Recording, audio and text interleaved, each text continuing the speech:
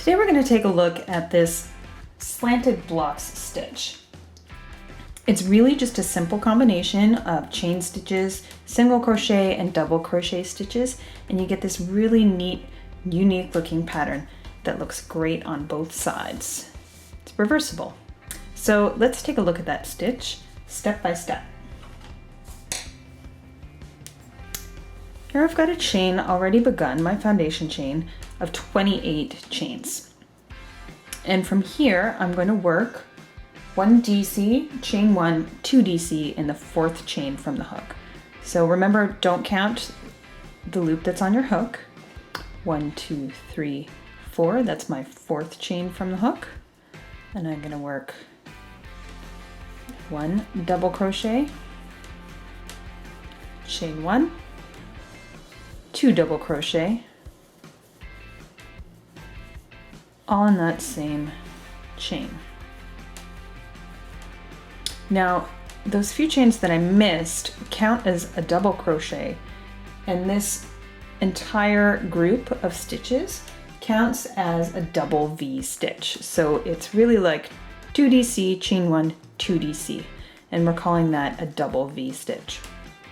So from here, my stitch repeat begins. I'm going to chain 3, then I'm going to skip the next 5 chains. So 1, 2, 3, 4, 5. And in the next chain, I'm just going to work 1 single crochet. Then I'm going to chain 3 again. Skip the next 5 chains. 1, 2, 3, 4, 5. And then I'm going to work 2 DC, chain 1, 2 DC in the next chain.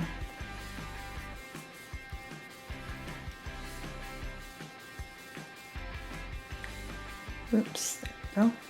2 DC, chain 1, and 2 DC. So again, that's being called a double V. And sometimes in patterns, something that repeats like this, a group of stitches that are repeated, are often given a name like this, like a shell or a cluster, or there's many other different combinations, but we're calling this a double V stitch. And that's just so that the pattern doesn't end up getting too wordy. We don't have to repeat that 2 DC, chain 1, 2 DC every time. It's much easier just to say double V stitch. So that's my stitch repeat, and I'm just going to do that till the end of the row. So I'm going to chain 3, skip next 5 chain, 1, 2, 3, 4, 5, 1 SC, chain 3, skip next 5 chains, 1, 2, 3, 4, 5, and then I'm going to work a double V stitch. So that's my 2 DC, chain 1, and 2 DC,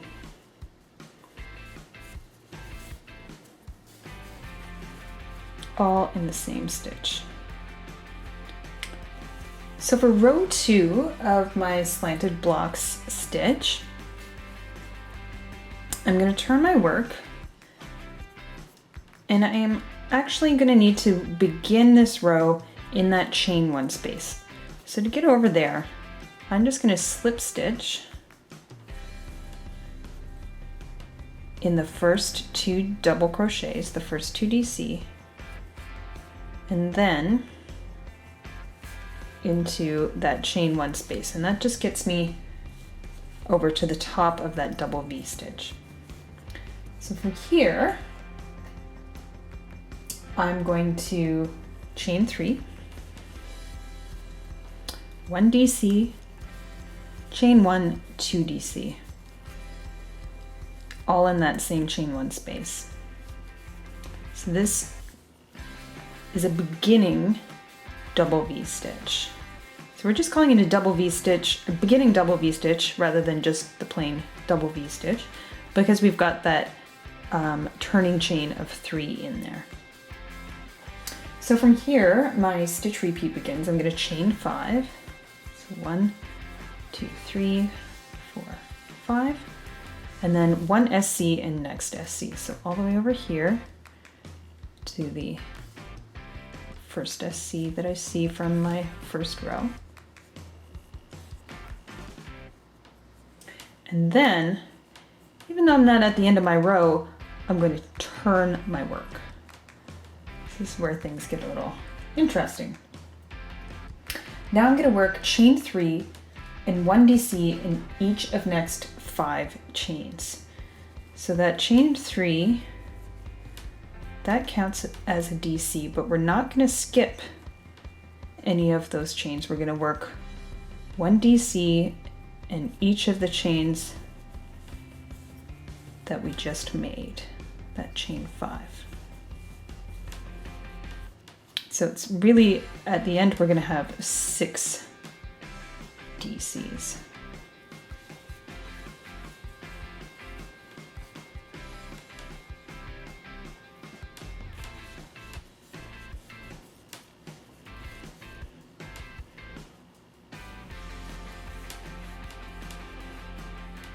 Okay, so there's my chain 3 and 1, 2, 3, 4, 5 double crochets. And so from here, I'm going to turn again, chain 3, and work 1 DC in each of the next 5 DCs. So this time, I'm going to skip that first DC because my chain 3 counts as a DC here. And then I'm going to work into each of these new stitches that I just created. 1, 2,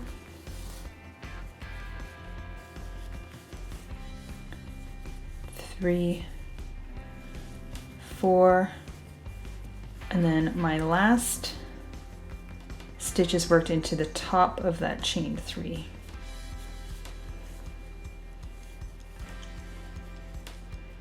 And you can see I've created a block, and this is beginning our slanting blocks pattern. So now that I've made my little short row section, now I'm going to move on across my row and work a double V stitch in the top of the next double V stitch. So there's my next double V stitch, and I'm going to work into that chain 1 space, a double V. So the double V stitch is, again, 2 DCs, chain 1. Let me just get a little more yarn here, and 2 DCs.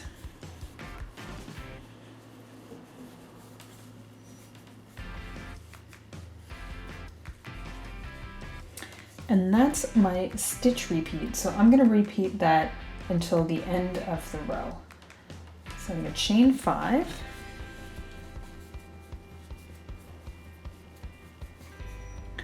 one SC and next SC,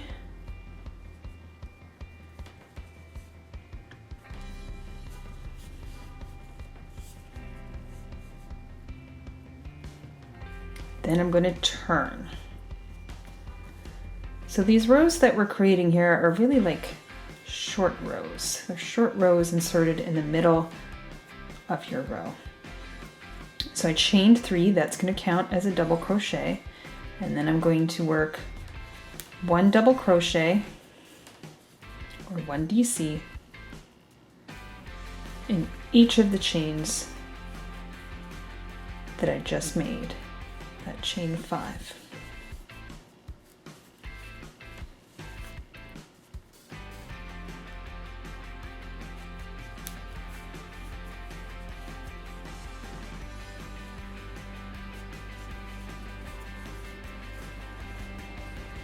Okay, there's my chain 3, 1, 2, 3, 4, 5. Then I'm going to turn again and do the same thing, chain 3, and then work 1 double crochet into each of the next 5 double crochets. remembering that my last double crochet is going to be worked into the top of the chain 3 of the first short row we just made. And that's because that chain 3 counts as a DC. So there we go, we've created another block. And now from here, I'm going to finish off my second repeat with a double V in the next double V. And that's 2 DCs, chain 1, 2 DC, all in the same space.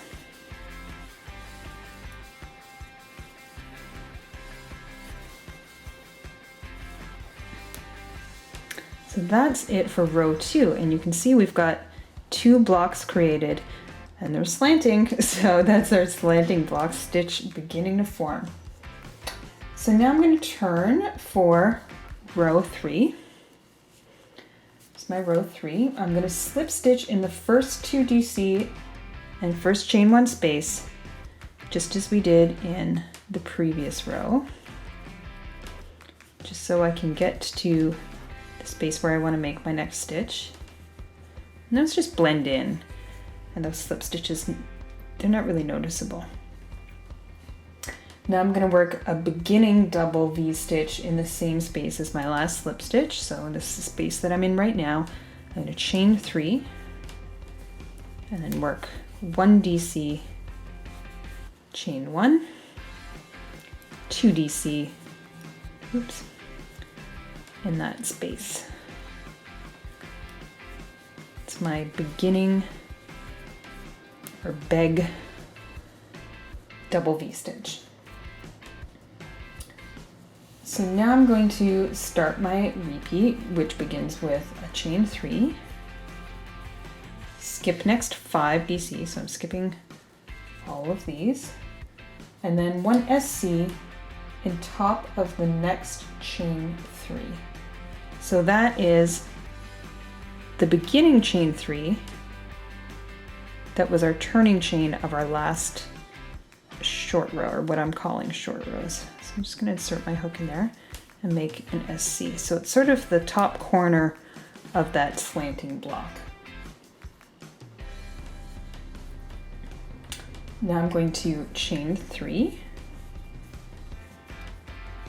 and I'm going to make a double V stitch in the top of the next double V stitch.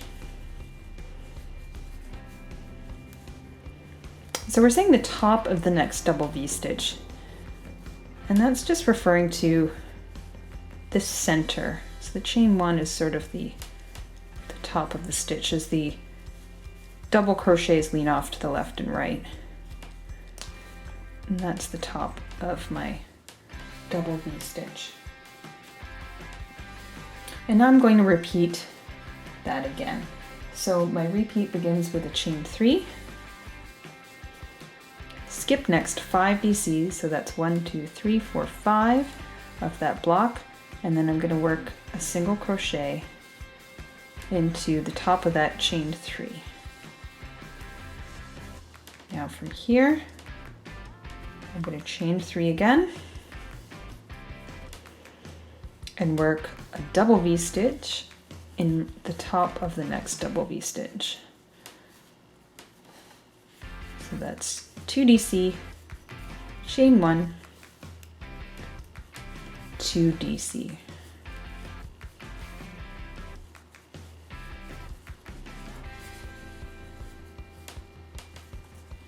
And that's the end of our third row. For the fourth row, I'm going to do the same as before. I'm just going to slip stitch over to the chain 1 space. So slip stitch in the first 2 DCs and the chain 1 space to get into the right position. Now I'm going to beginning or beg double V stitch in that space. Same space I worked my last slip stitch. So that's a chain 3, 1 DC, chain 1, 2 DC. is my beginning double V-stitch.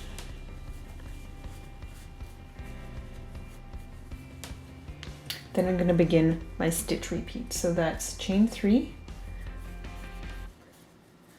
1 SC and next SC,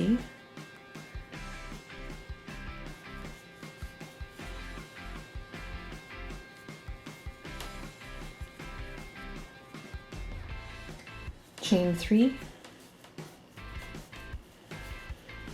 double V-stitch in my next double V-stitch, always working into that chain 1 space at the top or the center of the double V-stitch.